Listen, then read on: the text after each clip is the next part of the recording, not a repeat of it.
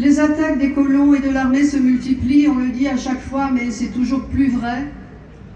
Il y a eu 2350 attaques contre les Palestiniens de Cisjordanie au mois d'octobre.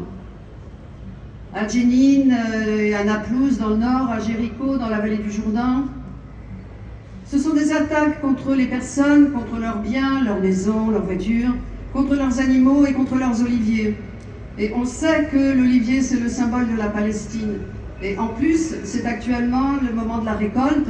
Et évidemment, cette récolte est compromise, bien qu'il y ait régulièrement des internationaux et des Israéliens qui protègent les fermiers palestiniens dans les oliveraies.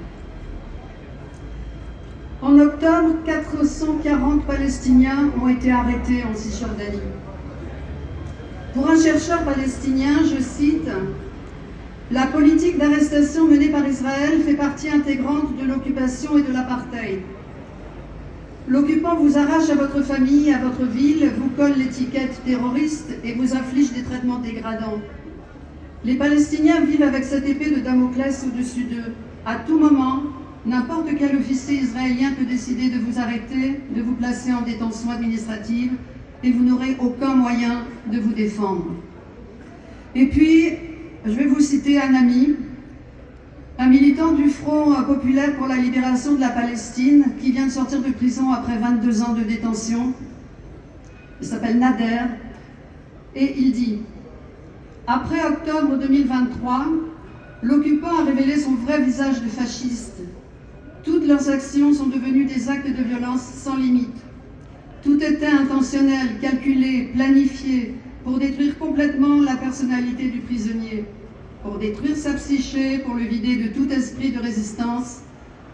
Imaginez que vous êtes battu et écrasé, que vous saignez, que vos côtes sont cassées, que vous êtes blessé à des organes très sensibles et à des organes vitaux, et que vous êtes abandonné à votre sort dans votre cellule sans aucun soin.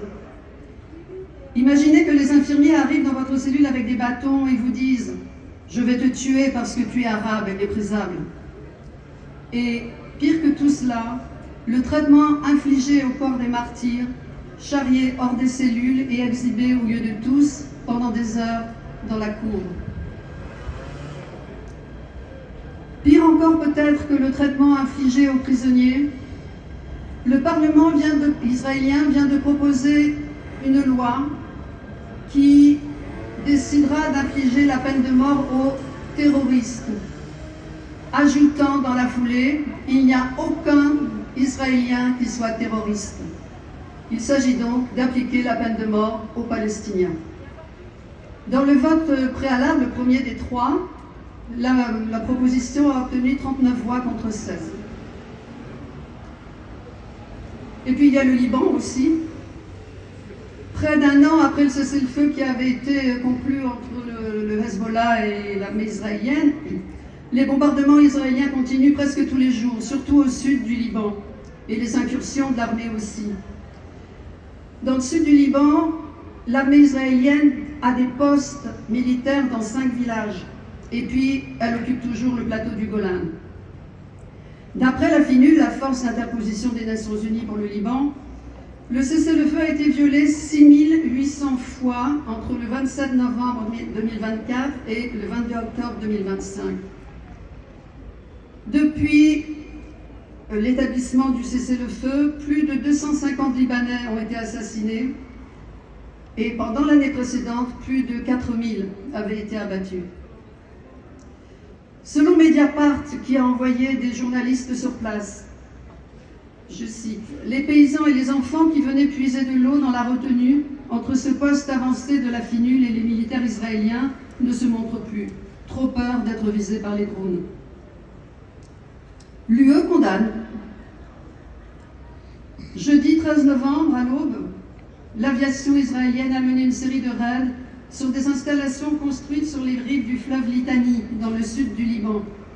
Et les débris ont provoqué l'obstruction partielle du plus grand fleuve du pays. Pendant ce temps-là, que se passe-t-il en Israël? Netanyahou est toujours en procès, vous savez, pour de multiples malversations. Il est recherché par la Cour pénale internationale Et voilà que Trump réitère sa demande que le président israélien gracie Netanyahou sous prétexte qu'il pourrait réunifier Israël. Mais Netanyahou a dit que jamais il n'admettrait sa culpabilité pour quoi que ce soit. Et d'ailleurs, il veut se représenter aux législatives de octobre 2026. Mais des manifestations reprennent contre lui, pas pour les Palestiniens, jamais. Ça n'a jamais été pour les Palestiniens, les manifs en Israël, mais contre Netanyahou à nouveau. Une bonne nouvelle, c'est que des soldats israéliens sont poursuivis dans différents pays pour les meurtres commis à Gaza, pour les assassinats commis à Gaza, et que d'autres parlent. On voit apparaître des témoignages de soldats qui ont massacré, et qui le disent, et qui ne s'en remettent pas pour certains d'ailleurs, et qui révèlent ce que l'on sait implicitement, c'est-à-dire que les ordres de commandement de l'armée israélienne sont on tue, on tire pour tuer. Et il y a plusieurs radios, bien entendu en Israël, plusieurs médias, et il y a une radio de l'armée israélienne. Et cette armée israélienne, elle relaie de temps en temps le mécontentement, les états d'âme, les critiques de soldats. Eh bien, le ministre de la Défense vient de décider de fermer la radio de l'armée israélienne. Alors, lundi, il va y avoir une réunion du Conseil de sécurité des Nations Unies et le plan Trump, la deuxième partie du plan Trump, c'est-à-dire l'évacuation, dégager le Hamas, remettre une autorité palestinienne rénovée, que la force d'interposition ne soit pas une force des Nations Unies, etc., va être mis au vote. Et les pressions sont considérables sur les membres du Conseil de sécurité afin qu'ils valident le plan Trump. Et on voit que l'Égypte, le Qatar, l'Arabie Saoudite et la Turquie appellent à l'adoption rapide de ce plan. C'est un plan colonial, on l'a déjà dit, hein.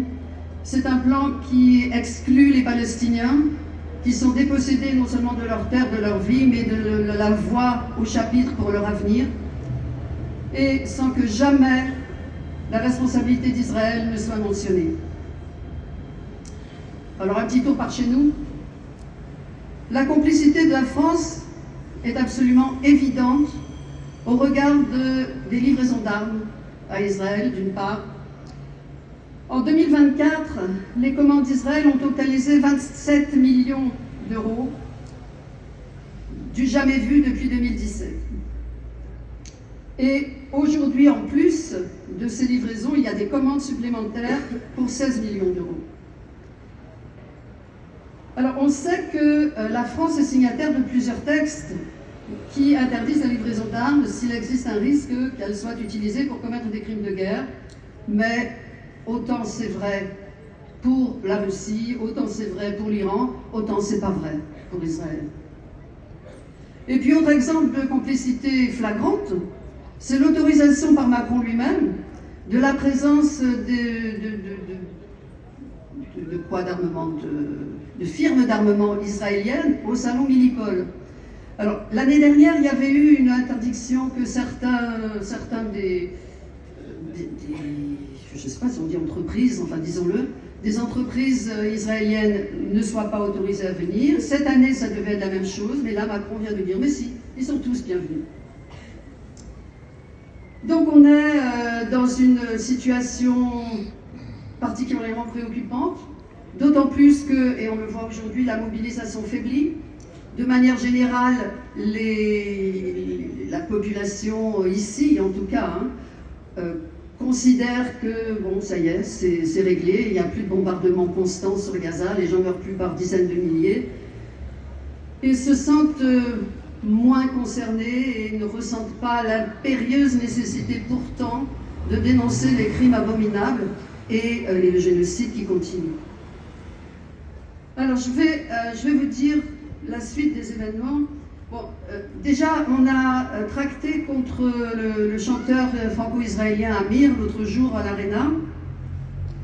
Hier, on a eu une conférence témoignage de 2 militants de Mille Madeline, cette flottille pour Gaza qui a été interceptée, arrêtée, etc. récemment. Et puis, on va continuer les 22 et 23 par le Festival des Solidarités Internationales, avec pour le 23 la projection du film Pour l'honneur de Gaza de Iyad Al-Astal, un cinéaste palestinien de Gaza qui parle bien français et qui sera présent.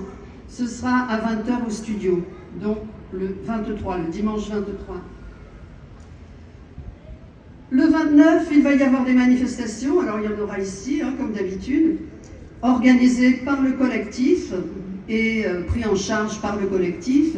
Et puis, il y aura la manifestation nationale à Paris, à laquelle énormément des associations de notre collectif brestois appellent.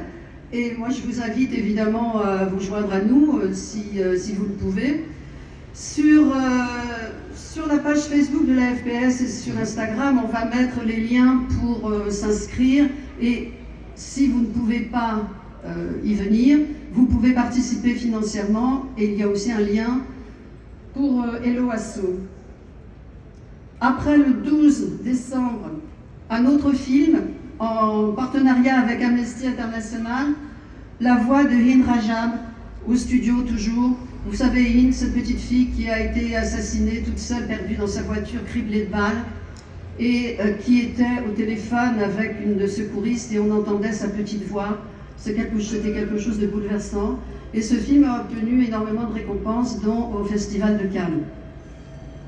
Et enfin, pour terminer cette année 2025, qui a été une année de mobilisation importante, il y aura une manifestation le 14 décembre. Alors, on a aussi à vous proposer un petit geste financier maintenant, si vous le pouvez. On a des crêpes à vendre. Des crêpes dont une vente dont le bénéfice ira aux 1000 Madelines. Ce sont des crêpes sous sachet. Donc à 4 € le paquet. Vous les mangez ou vous les mangez pas, mais les 4 € ça ira pour acheter des bateaux.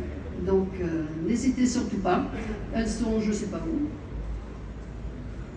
Elles sont là en bas. Et puis, donc pour la suite des événements, il faudrait qu'on arrive à mobiliser davantage. Vraiment, c'est pas bon pour aujourd'hui. Et il faudrait, à chaque fois qu'il y a des manifs de prévus, que vous relayiez au maximum dans votre environnement professionnel, personnel, militant, bien sûr, les appels à nous retrouver ici pour dire non au génocide et vive la Palestine.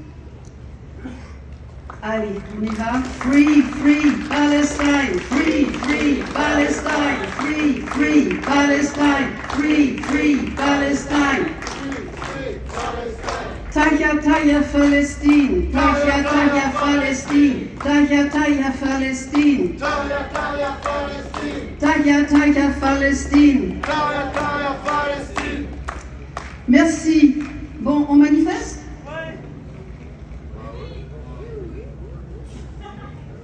Oui? Oui? Ok.